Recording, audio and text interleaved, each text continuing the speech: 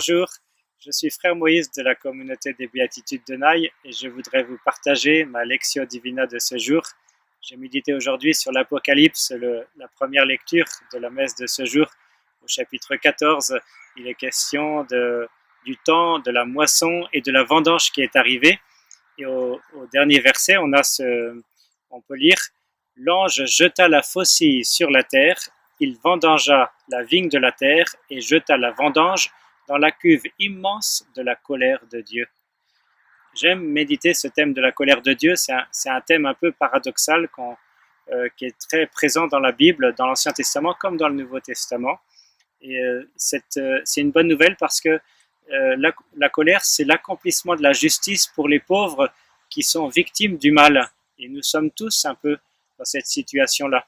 C'est une bonne nouvelle pour les pauvres que nous sommes, mais c'est aussi une mauvaise nouvelle pour les pécheurs endurcis dans leur péché et qui ne veulent pas changer, parce que la colère de Dieu vient les atteindre, eux qui sont auteurs de l'injustice.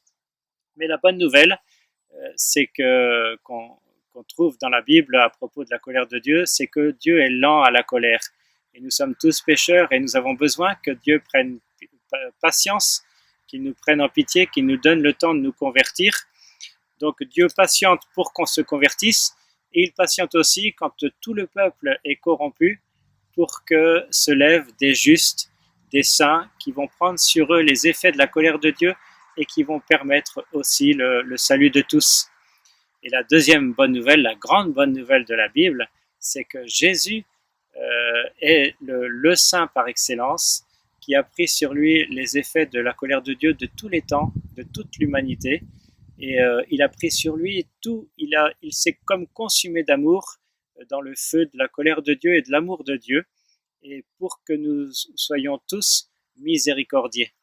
Donc j'ai dans mon cœur, à la lecture de ce texte, non pas de la peur, mais vraiment une grande action de grâce pour Dieu et pour Jésus.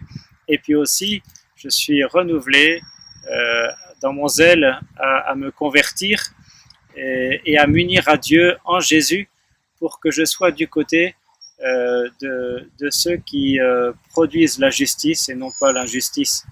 Et je vous souhaite vraiment la même chose pour vous qui m'écoutez, et le même zèle, la même action de grâce.